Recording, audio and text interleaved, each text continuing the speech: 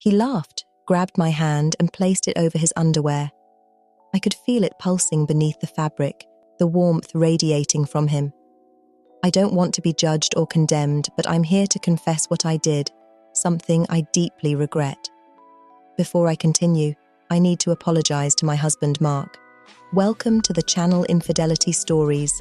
I never thought I'd be the type of woman to stray from her husband, but here I am, telling you this story, wondering where it all went wrong, or if it went wrong at all. I'm Sophie, 26 years old, married to Mark, a man who owns more land than some small countries. Our house is beautiful, breathtaking even, but it's empty. Mark is busy, constantly traveling between the farms, the meetings, the business deals. He's good to me, provides everything I could ever want. But there's one thing he's always too busy for: me. Sometimes I sit at the grand dining table, staring at the empty seat next to me, wondering when it all became so quiet. One day I got tired of waiting, tired of wondering. I decided to visit one of the farms, myself. There was nothing much to do at home anyway, and besides, Mark had been complaining about how none of the caretakers seemed to last long. When I got there, I saw Alex. He wasn't like the others. He didn't have that worn-down look or that sense of exhaustion that I'd grown used to seeing in the workers. He was tall, strong, with dark hair that caught the sunlight just right. His shirt clung to his back, damp with sweat as he worked, fixing one of the tractors with an ease that spoke of years of experience, but he didn't belong here. That much was obvious. He had the look of someone who had lived a different life before. When I asked him what had brought him to the countryside, he told me about his wife. She had left him, taken everything but his pride, and he had come here to start over. There was something about his story that made my heart ache. Maybe it was because I saw a bit of myself in him, someone who was also waiting, also feeling abandoned, even if my husband hadn't left me physically. I found myself visiting the farm more often. At first, I told myself it was to check on things, but that was a lie. I wanted to see Alex, to watch him work. There was something so captivating about the way he moved. He had this confidence, this quiet strength that drew me in. I'd stand there, pretending to inspect something, while my eyes followed the curve of his muscles as he lifted hay bales or fixed fences. He'd catch me watching sometimes, and a small smile would tug at the corners of his mouth as if he knew exactly what I was thinking. One afternoon, after watching him work under the hot sun for hours, I approached him with a bottle of water. "Here," I said, handing it to him. "You've been at it all day. Take a break." Our fingers brushed as he took the bottle, and it was like a spark shot through me. I shouldn't have reacted that way, but I did. And I knew he felt it too, because his eyes darkened for just a second before he quickly looked away. "Thanks, Sophie," he said, his voice low. "You're too kind." "It's nothing," I replied, though my heart was racing. It was the first time he had touched me, and it was the smallest, most innocent thing. But it felt like something had shifted, like a door had been opened that couldn't be closed. Days passed, and the tension between us grew. Every time I went to the farm, it was there, thick in the air between us. I tried to ignore it, tried to tell myself that it was nothing, but deep down, I knew better.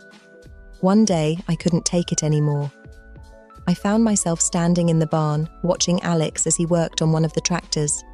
My heart was pounding and my palms were sweaty, but I couldn't leave. "I've been meaning to talk to you," I said, stepping closer. "Mark and I have noticed how hard you've been working, and we think you deserve a raise." Alex looked up at me, his eyes searching mine. For a moment, he didn't say anything, and I felt the weight of the silence pressing down on me. "You don't have to give me a raise, Sophie," he said, standing up and wiping his hands on his jeans. "I've already gotten more than I expected." "What do you mean?" I asked, my throat suddenly dry. He took a step closer, and suddenly we were standing only inches apart. I could feel the heat radiating off his body, and my heart started beating so loudly I was sure he could hear it. "I mean, you," he said softly. "I've been watching you, Sophie, and I can't stop. Thinking about you." I opened my mouth to respond, but no words came out. I knew this was wrong. I knew I should walk away, tell him that this couldn't happen. but I couldn't move.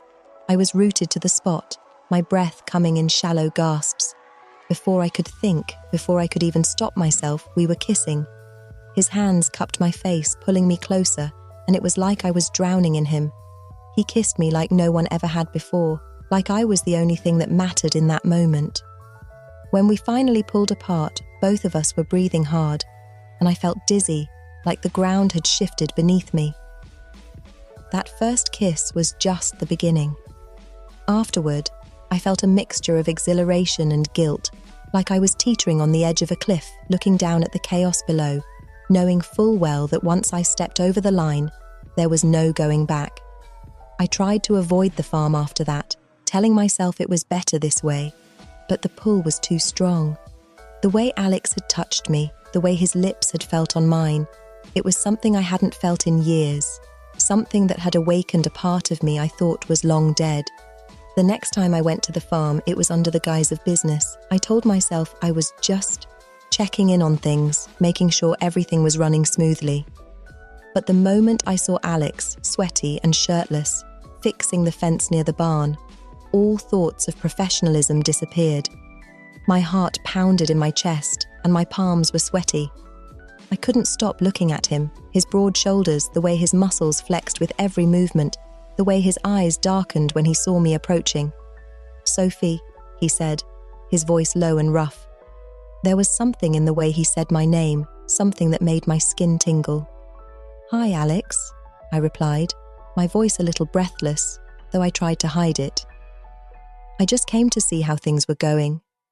"You didn't need to come all the way out here just for that," he said, his eyes locking onto mine. "You could have called." He was right, I could have called. But we both knew that wasn't why I was here.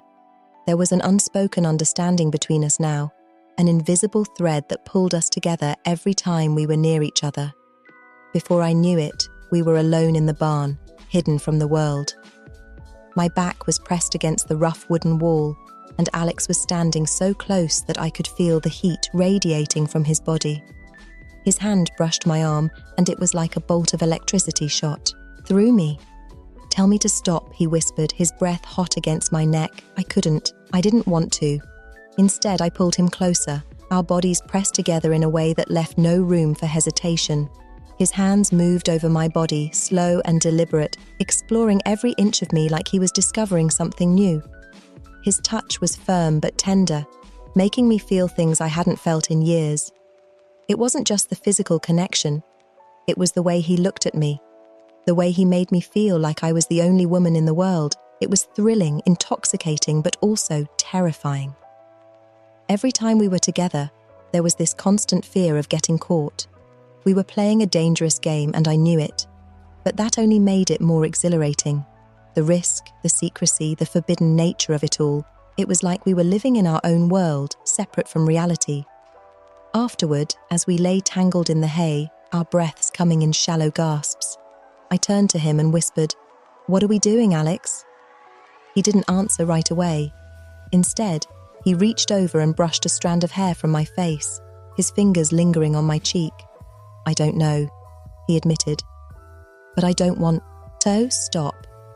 Neither did I. But I knew that this couldn't last. The more time I spent with Alex, the more I realized that we were heading toward a point of no return. And once we crossed it, there would be no turning back. After that day in the barn, I found myself living a double life. With Mark, everything was as it had always been. We'd have dinner together, talk about his business, about the farms.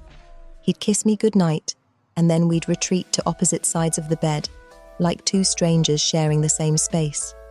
But with Alex, everything was different. He made me feel alive in a way that I hadn't felt in years.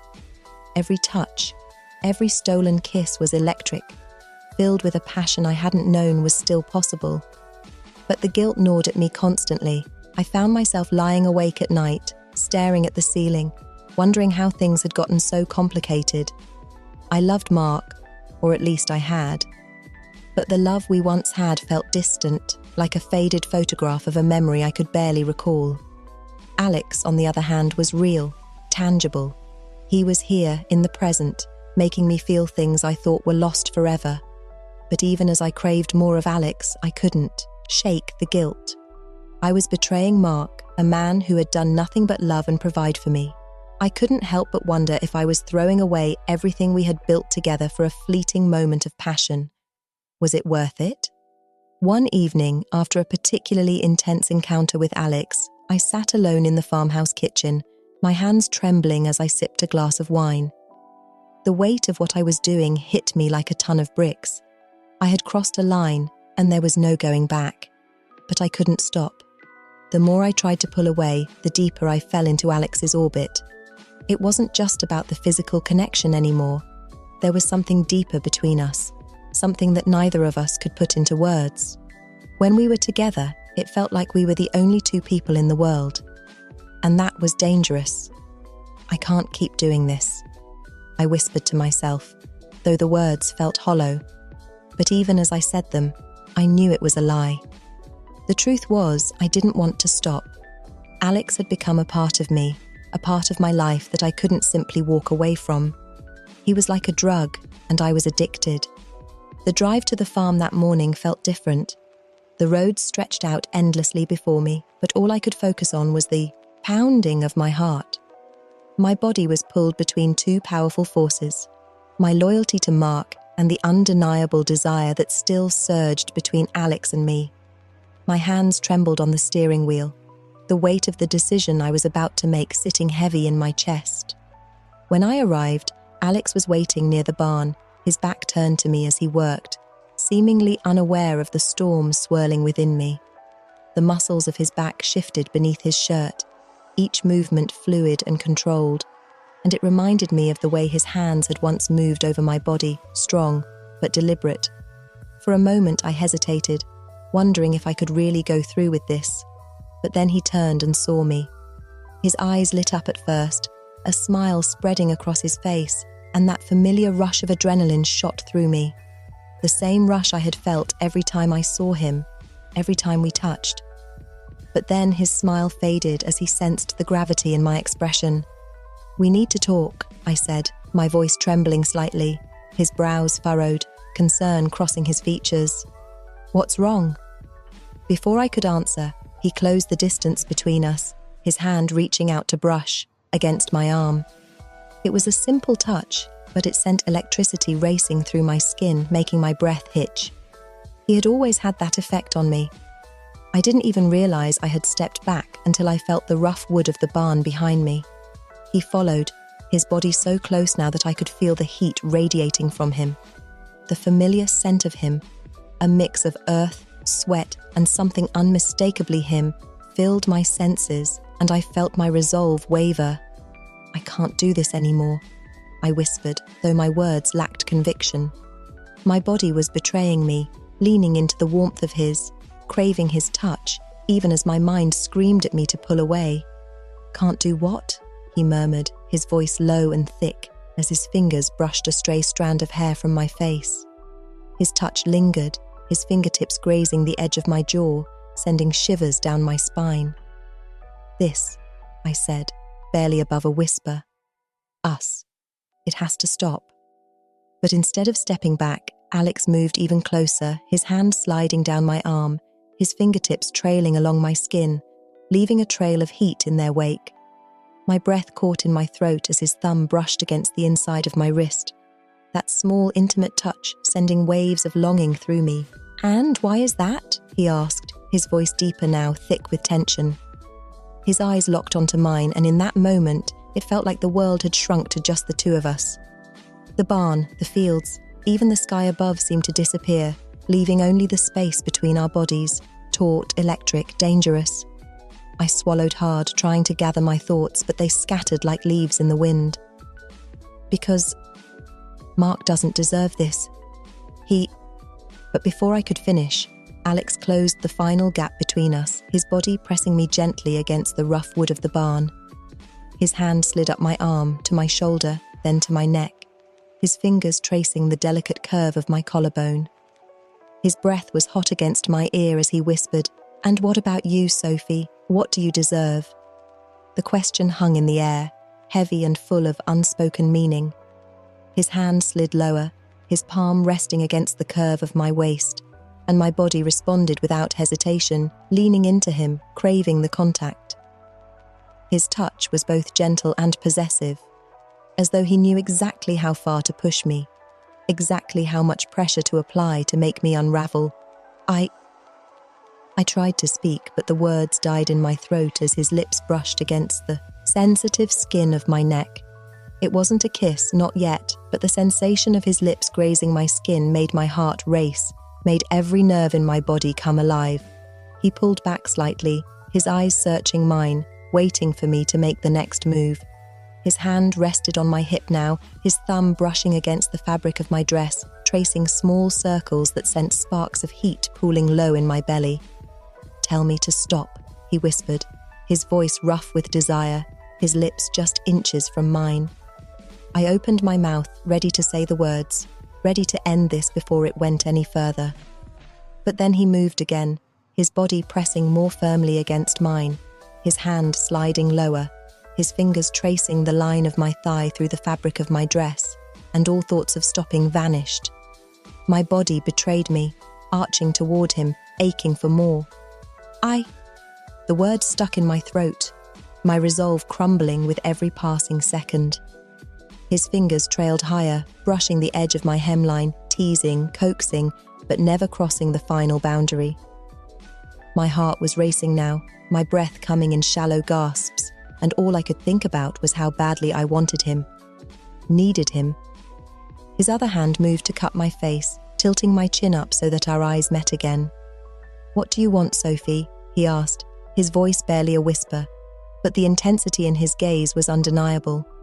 I swallowed hard, my body trembling beneath his touch. "I don't know," I admitted, my voice breaking. "I don't know anymore." And it was true. I didn't know.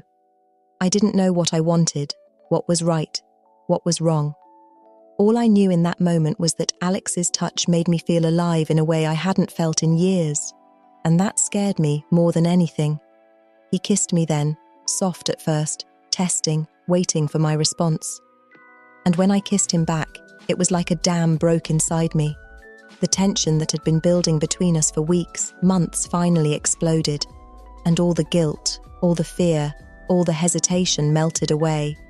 His hands moved over me with a confidence that made my knees weak, his touch firm and insistent as he pulled me closer, deeper into the heat of him. My fingers tangled in his hair, my body pressing against his as if I could merge into him, lose myself completely in the intensity of the moment. It was reckless. It was wrong, but in that moment, I didn't care. I didn't. The rain had started to fall softly as we stood there. His body pressed against mine, our breaths mingling in the cool air of the barn. The tension between us had built to a point where words no longer mattered.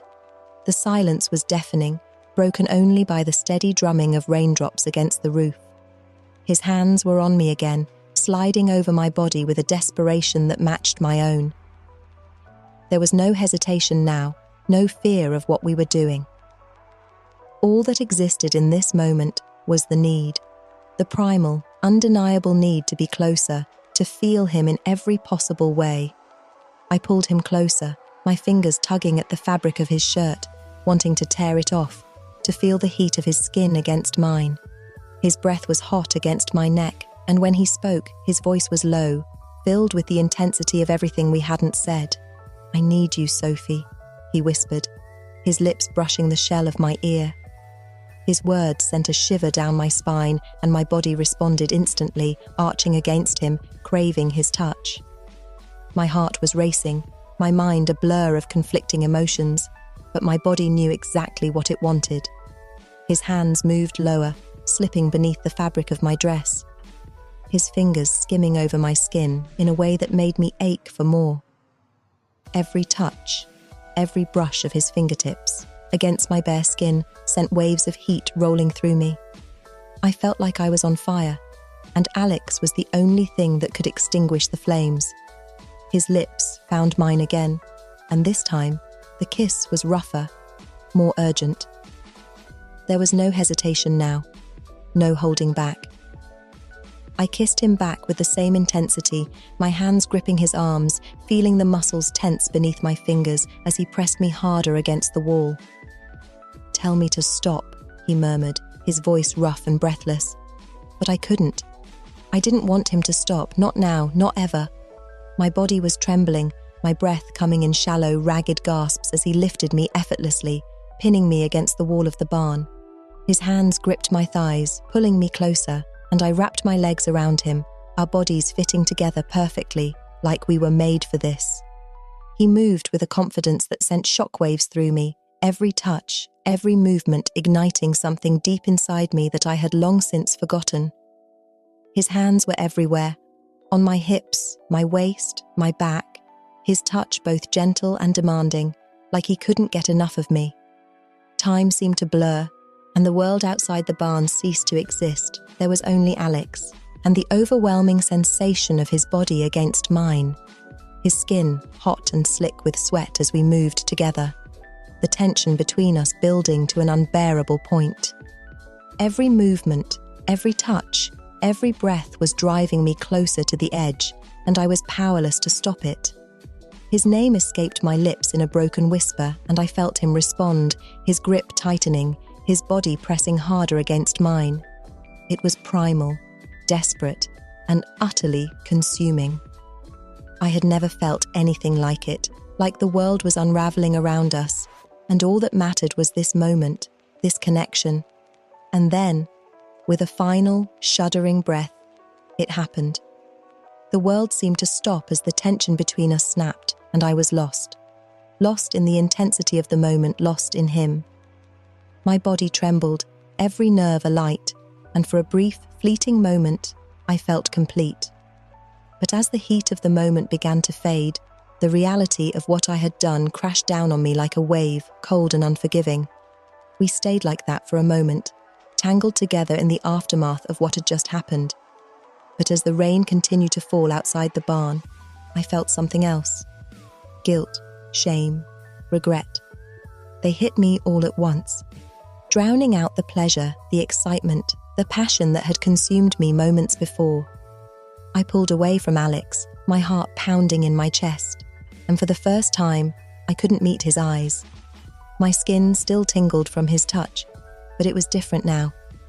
I felt exposed, raw, like the barn walls were closing in on me.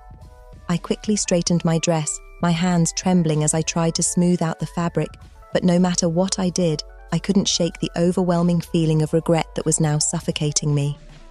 What had I done? Alex reached out to me, his fingers brushing my arm, but I flinched, stepping back, the weight of my actions settling in my chest like a stone. I had crossed a line, one I couldn't uncross. The thrill, the danger, the excitement, it was all gone now, replaced by a hollow, aching emptiness. "Sophie?" Alex's voice was soft, concerned, but it only made the guilt worse. I shook my head, unable to speak, my throat tight with unshed tears. I had wanted this, I had wanted him, but now that it was over, all I could think about was Mark, about the man who had loved me, trusted me, and how I had betrayed him in the worst possible way. I felt sick, like I had swallowed something bitter and poisonous. "I can't do this," I whispered, my voice breaking. I can't keep doing this." Alex stepped closer, his brow furrowed in confusion.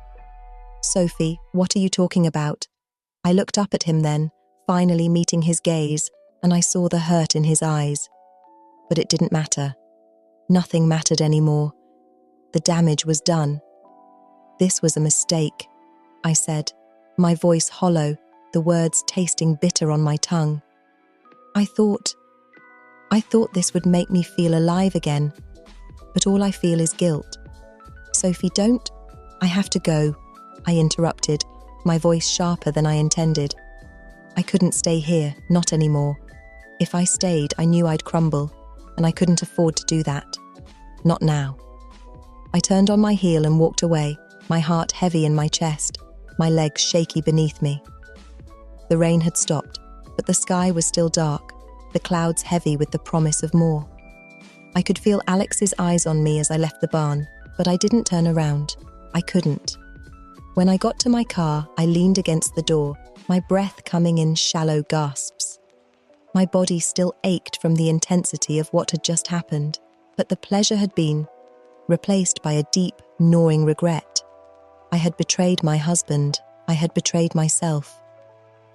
As I drove away from the farm, my hands tight on the steering wheel, a single thought echoed in my mind, over and over. What have I done? I've told you my story, but now I want to hear yours. Have you ever found yourself in a situation like mine, where your heart and your head were at war with each other? What would you have done if you were in my shoes? I know my choices may not have been right, but life is messy, and sometimes we don't see the consequences until it's too late. If you've been through something similar, or even if you just have thoughts on my story, I'd love to hear from you. Share your experiences in the comments. I think we can all learn from each other, and if you want more stories like this, make sure to subscribe to the channel. There's always more to explore, and I want you to be part of this journey with me. Thanks for listening, and I'll see you next time.